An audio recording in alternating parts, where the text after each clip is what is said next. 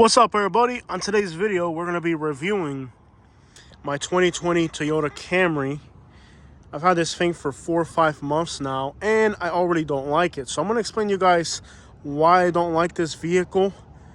And we're going to just give you guys a kind of overview of what this car has been like and what it's been like to own a 2020 Toyota Camry. Where do I even start? I used to be a GMC guy, and this is my first time ever owning a Toyota. Just to step into a Toyota, I had to get the coolest color they had, and I had to get some matching rims. That's just to bring it up to my standard. The Camry is somewhat stylish looking, and that's not really the problem. As far as the paint, it seems like it's very durable. And as far as the car, it does look stylish. And that's probably where we're going to end with the compliments of this vehicle. Now, most of my vehicles are paid off in cash. This is financed, which means that I won't just be able to dump this car like I have other vehicles that I've owned in the past. As far as the passenger space in the rear, it's not bad, and the leather design isn't a bad looking design. It is a material very easy to clean. Apparently they've done a good job with finding kind of good materials, especially the carpets and stuff like that, where you can clean them and it really doesn't absorb dirt and filth. Now that the sun's out, you can kind of appreciate how nice the paint job is. Underneath the hood, we know Toyota's known for quality and durability. And as far as cleaning the vehicle, the carpets are of a very I think they really put a lot of thought into cleaning the vehicle and making it the types of materials where it doesn't absorb the filth as much and where it's easy to clean. So it seems like they did put some engineering into that aspect of the interior. However, we've only had this car for 15,000 miles. It's only got 30,000 miles on it, and already they didn't really plan this vehicle out for large fat Americans. You can see right here where the seat has already cracked. And this car only has 30,000 miles, and already this is a cracked seat. I think they really put a lot of thought into kind of the colors to make sure that it was something that, you know, would be easy to clean. Now, when you wash the vehicle, it seems like this area here is kind of open. You can see when I push my finger through there how there's dust on the inside of the door panels, and they've done this all the way around, which means that you're going to get dust on the inside of the door panels all the way around the vehicle, because for some reason this is like part of the outside of the vehicle really, but when you open the door it's the inside. And I think that's a huge mistake on Toyota's part. I'm sure they have reasons for doing that, but it seems awfully impractical, especially if you're getting in the car with dress shirt or, you know, nice dress clothes, that you're pretty much getting dirt from the outside of the vehicle inside the vehicle, or at least from the door all the way around. It took a lot for me to get into a Toyota, and I think the gas prices really did it, and how unreliable GMC has been in the last few years did it for me. This right here is very disappointing. You can clearly see how the carpet is come off from underneath the plastic. For a vehicle that only has 30,000 miles, that is completely unacceptable. You can also see that there's like a glare from the cleaning chemicals on just about everything, because it's a type of material that doesn't really clean very well. One of the biggest complaints that I have on this vehicle is the very bad quality windshield that they used. As you guys know, you can see my mount right there. I do night drive videos in my cars, and on this car there is so much glare on the windshield at night because of the bad quality windshield that it's impossible to do night videos in this vehicle. Not only is it horrible for recording, but if you're driving this car at night in the rain, you pretty much have zero visibility. And I think in the future, Toyota could probably even see a class action lawsuit over the quality of these glasses that they've used. They've really used some horrible quality windshields, and if you're driving the car around at night in the rain, you can barely see anything. I think that's a huge mistake, endemic particularly to this vehicle. When it comes to durability, Toyota is known for making a durable, long-lasting vehicle, but it has a CVT. It's not a regular transmission.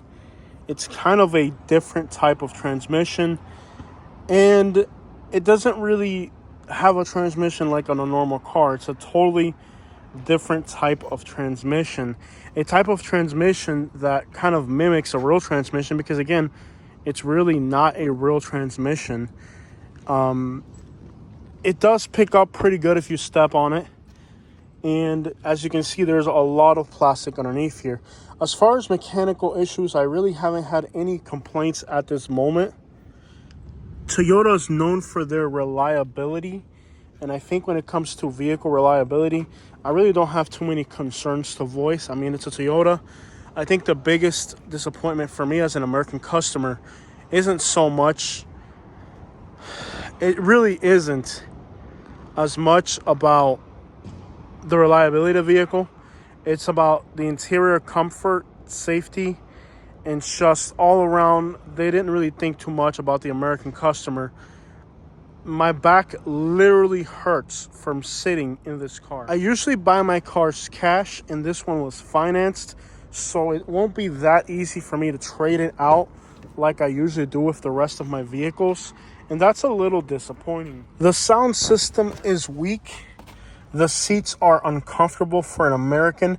Now, if you're just sitting in the car for the first time, it may not feel uncomfortable, but if you're in this car as often and as much as we are, let me tell you, it is absolutely unbearable, to the point where my back literally hurts all the time just from being in the car and commuting in it.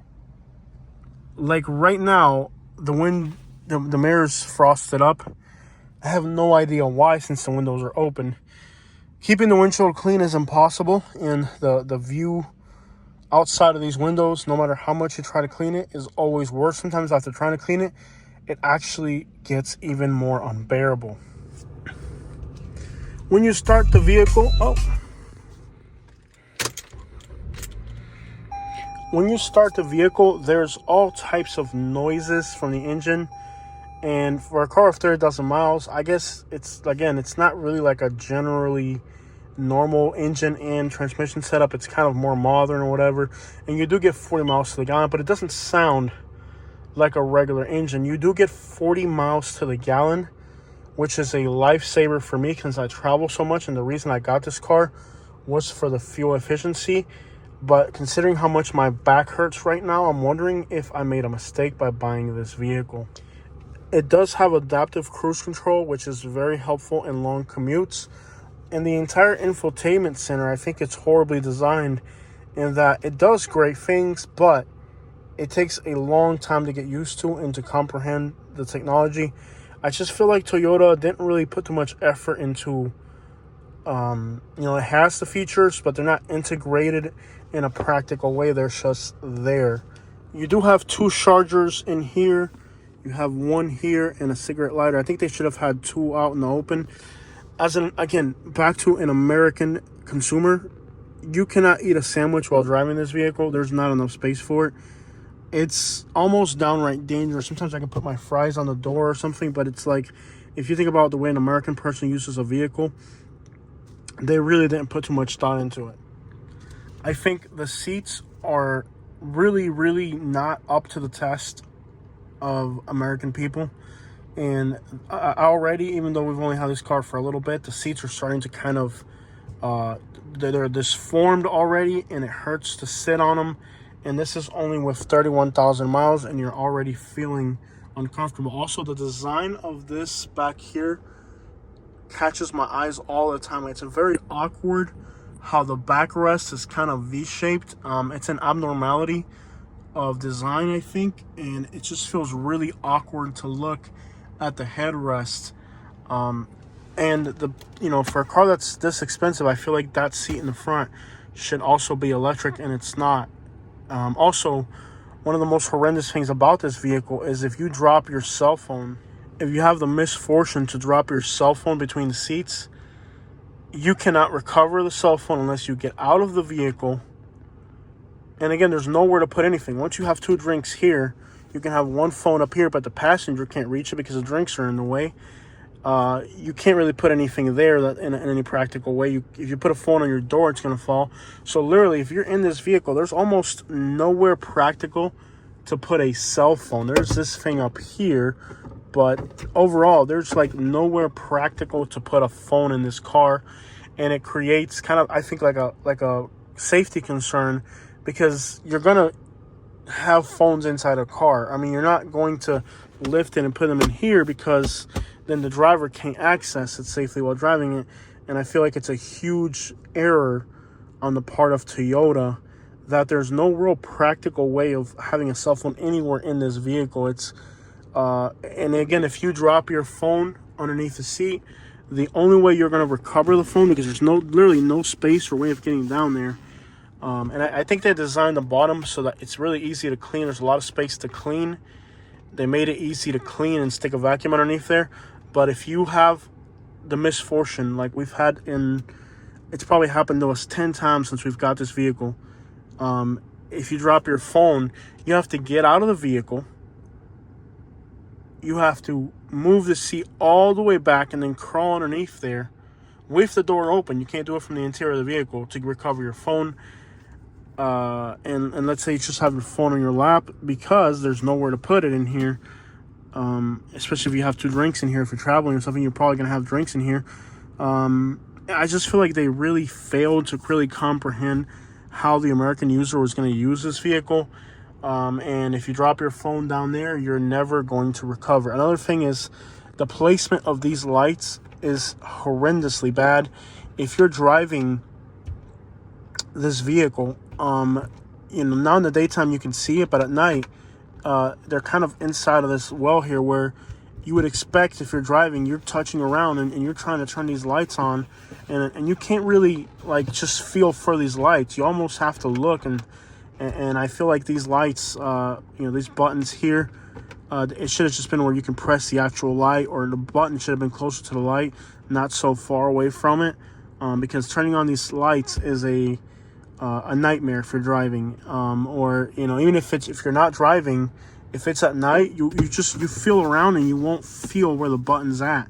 So it's ridiculous that I've even found myself using my cell phone light to find these lights, because if you feel around, you just at night you feel around, you can't really, you don't feel them. There is this right here, which is for the sunroof, but since you don't have a sunroof, it's been it does something else, and it just reminds you that you can't afford a sunroof. I don't know. I just feel like so many things about this Toyota's interior design are a complete engineering fail. Like, very little thought was put into making this practical for the American consumer. Now, this is interesting because I first saw this in a Porsche 944 that I used to have. And I think that's where this concept comes from, of putting the emergency button in there. I think it's kind of practical in a sense and interesting. That way you're not sticking your hand in here. You do have S here for standard. However, with a CVT, it's kind of artificial. It's not real. So it kind of, to me, I enjoy doing it, but I feel like I don't do it at all much. Like, I actually enjoy it, like if it was a Mercedes-Benz where it was real, but it's fake. It's electronically, it does it electronically, so it doesn't really make a lot of sense to use it. It feels, it's a CVT, so it defeats the purpose, but you do have paddle shifters if you wanted to pretend like your car had a transmission. As in all Toyotas, the air conditioner fogs up the windshields. I guess the windshields is something Toyota put very little thought into when they built this car, and is literally one of the biggest concerns that I have with this vehicle is the windshield, how unsafe, impractical, and how badly thought out it was. It's just Toyota really didn't put any thought into that. I also feel like the mirrors are kind of small and difficult to maneuver, and visibility is very limited. I feel like you could easily have a car accident in this Toyota. And in fact, my dad had a Toyota, and that thing crashed so many times. I feel like Toyota has really failed. In the earlier models, all these plastics would break, and none of this, all this here eventually, by the time you get to 200,000 miles, all this is gone.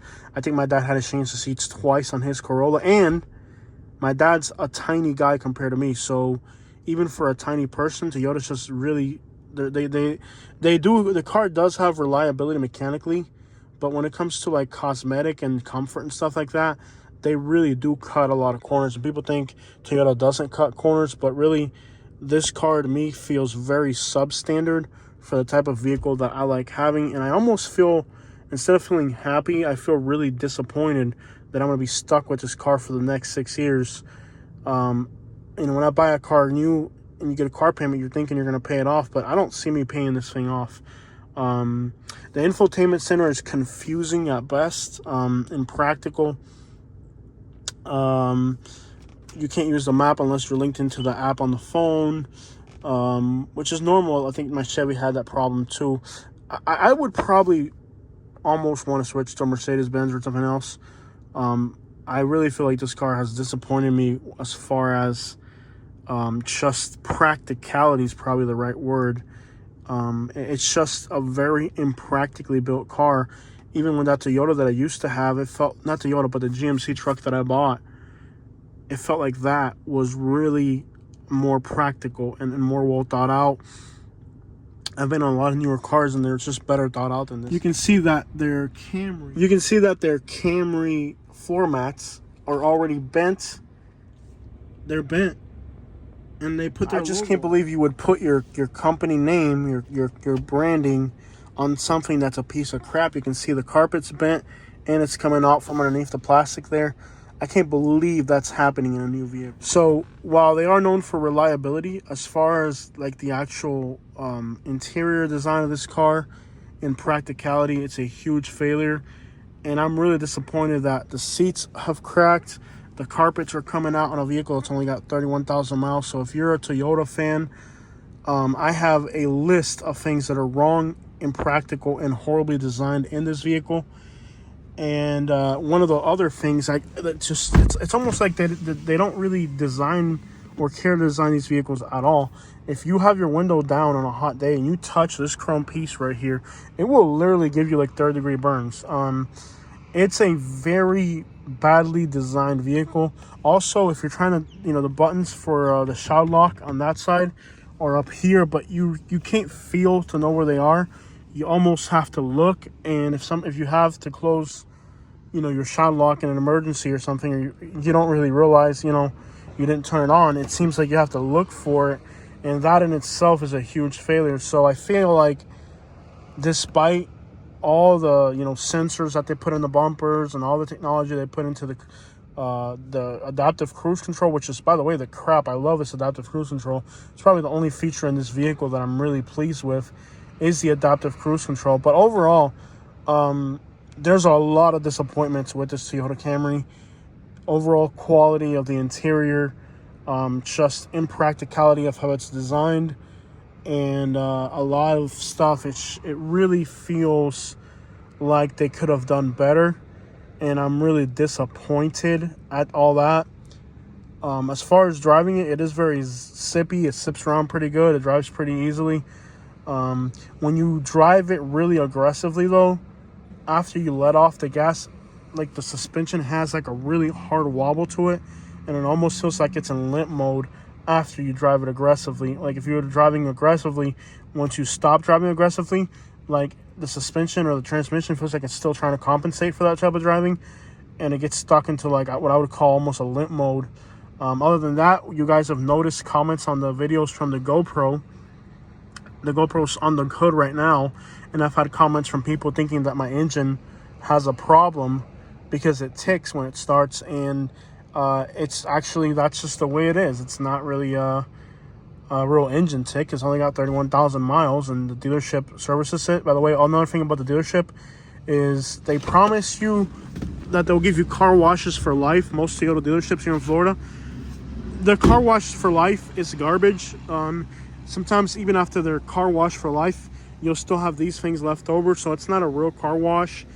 They might just spray a hose on it or something. It's a very, and then when you do go in for normal services that are supposed to be free, then they remind you of other things you're supposed to do, Like last time I went in for a free oil change, they're like, you're up to do all this other maintenance, and it was like $170, almost $200. So it feels like the maintenance is a little misleading, their lifetime maintenance thing.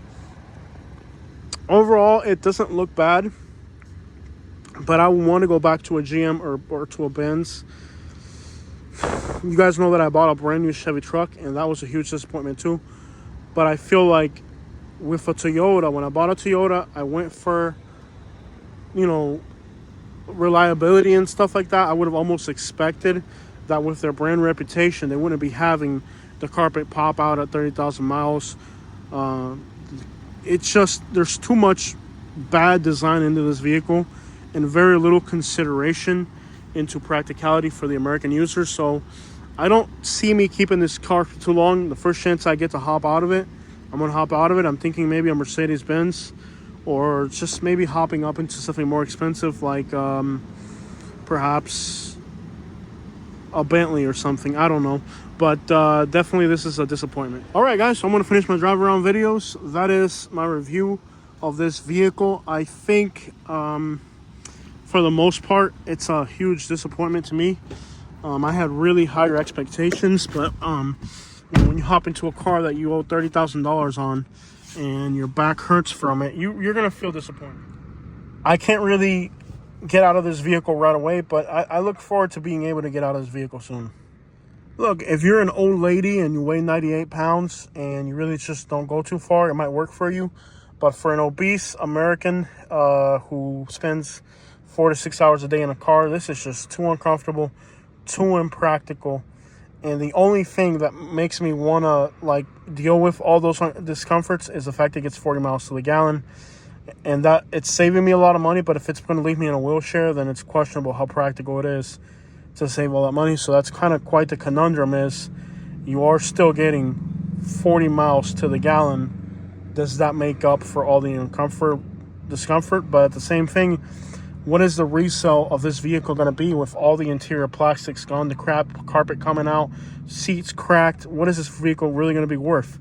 If after 6 months it's already had that much crap go wrong, imagine what this is going to be a clunker by the time I'm done paying it off. And one of the reasons you buy a Toyota is for resale value, and I'm already looking at the resale value on these things, and they're not as good as previous years. Toyota's known for resale value, but let me tell you, I really doubt that these newer Camrys are going to have the same resale value of some of the Toyotas in the past. And that's one of the reasons I bought this car, was for resale value, and it seems like it's not holding up very well.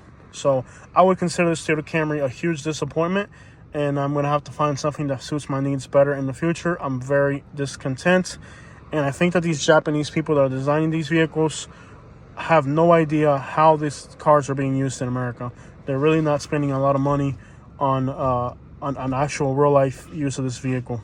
And I hope that if this video ever gets into their hands, that they consider these things, because I literally will not buy another Toyota again. I think I'm gonna rent me a Lamborghini or another high-end vehicle or a Mercedes-Benz and see if it fits my needs better. I'm gonna rent it before I buy it, just so I can get accustomed to the vehicle, because I've been going through vehicles way too quickly, and I can't really afford to just keep trading cars in every 6 months because I don't like them. So I'm just gonna have to find the perfect vehicle for us, because so far this really has been a huge disappointment. And as you can see already, my windshield's fogged up, even though it's 77 outside. The AC's at 61. Should my windshield really be fogging up this bad?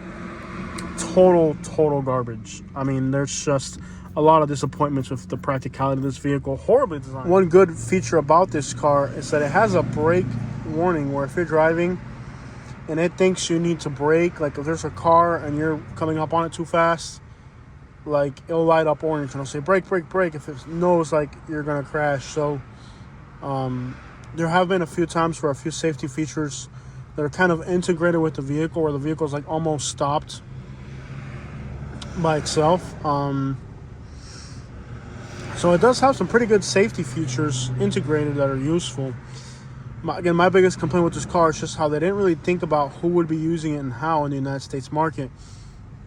I feel like the seats should be more durable and more comfortable, and maybe more padded, because Americans are kind of a little heavy.